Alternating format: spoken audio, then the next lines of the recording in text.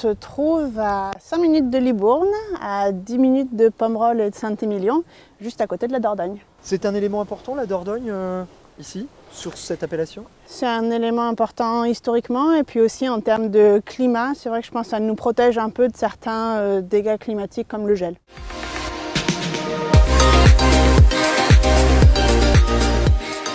C'est une appellation qui a un passé assez riche, qui avait une grande réputation d'ailleurs dans le passé, puisqu'on avait le duc de Richelieu qui était duc de Fronsac, donc qui habitait ici. Donc historiquement, c'est une appellation qui vraiment avait une certaine renommée. Et alors pourquoi cette réputation s'est un petit peu effacée avec les années? Qu'est-ce qui s'est passé? C'est une bonne question. Si on avait la réponse, on pourrait faire l'inverse. Mais c'est sans doute le fait qu'on est tout petit. C'est vraiment une appellation qui est une des plus petites du Bordelais. Quelle taille? À peu près 200 hectares maintenant. Et donc forcément, c'est plus difficile quand on est peu nombreux et qu'on est petit d'avoir notamment les ressources pour faire la promotion de l'appellation et essayer de porter un peu notre nom en dehors du Bordelais.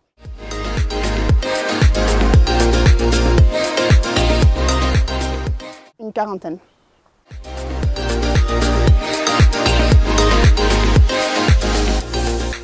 Dans le cahier des charges, on a le droit de faire que du rouge.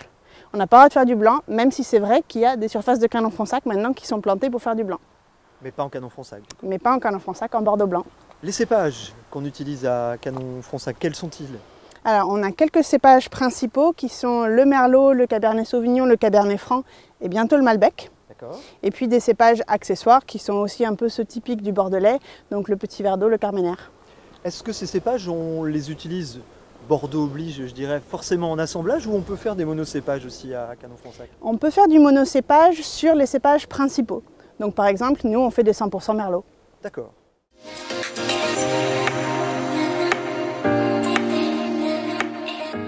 Déjà, comme c'est une plus petite appellation, il y a beaucoup de propriétés familiales. Ce qui fait que les propriétés sont souvent restées au sein des mêmes mains pendant des générations et des générations. Donc il y a une continuité dans le style. Et ça, c'est vrai que je trouve ça intéressant parce que souvent, sur des grandes appellations où les propriétés passent à différents investisseurs, le style peut changer. Alors que chez nous, si vous aimez un vin, il y a une certaine continuité souvent dans le style parce que c'est toujours dans la même famille.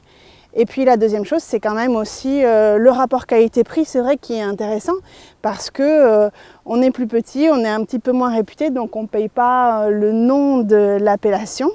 Mais pourtant, la qualité est vraiment au rendez-vous. Et puis c'est vrai qu'on a ce côté paysage aussi qui nous différencie un petit peu parce qu'on a de très très beaux paysages ici, c'est très vallonné, c'est très joli.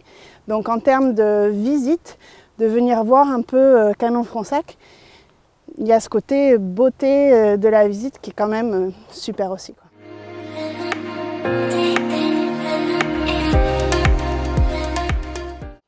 Canon-Fronsac est un petit peu justement sur le devant de la scène là-dessus parce qu'on a 48% des surfaces de l'appellation qui sont soit déjà certifiées en bio, soit en conversion. 48%. C'est énorme par rapport au Bordelais en général, mais par rapport même à l'ensemble du vignoble français. Oui, parce qu'on est à 21%, donc on est largement au-dessus. D'où vient ce dynamisme? Je pense au fait que justement il y a beaucoup de propriétaires qui soient conscients de ces enjeux-là aussi, mais un petit peu cette dynamique de groupe aussi, parce qu'on est une petite appellation, on se retrouve beaucoup les uns avec les autres, on discute beaucoup, et de fait de voir que ça peut marcher chez quelqu'un d'autre, ça donne envie aux autres, et c'est ça, je pense, qui a insufflé un peu cet élan.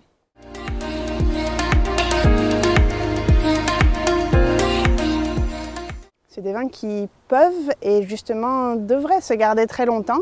Maintenant, c'est vrai que les styles de vin évoluent vers des vins qui sont un peu plus accessibles plus tôt, mais ça n'empêche pas qu'on a cette chance d'avoir des terroirs argilo-calcaires, quand même très calcaires, notamment par rapport à d'autres appellations, et qui permettent de faire des vins qui vont se garder très très très longtemps. Et je ne parle pas juste de 10 à 15 ans, mais même 30 ans, 40 ans, 50 ans. Il faut les attendre un petit peu pour les apprécier dans des conditions optimales, les Canon-Fronsac? Le Canon-Fronsac classique, on va dire oui. Il vaut mieux l'attendre un petit peu. Moi, c'est vrai que je recommande toujours d'attendre 5-6 ans après la vendange pour commencer à vraiment apprécier. Mais maintenant, il y a beaucoup de propriétés qui commencent à faire des styles de vin plus sur le fruit, plus sur la rondeur. Donc on trouve aussi ce style de vin. L'un n'exclut pas l'autre. Exactement.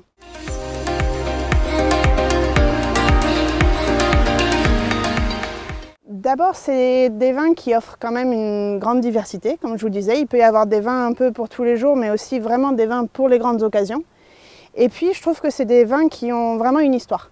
C'est souvent des vins qu'il faut un peu rechercher parce que voilà, ce sont des petites propriétés, une petite appellation, donc vous n'allez pas les trouver partout.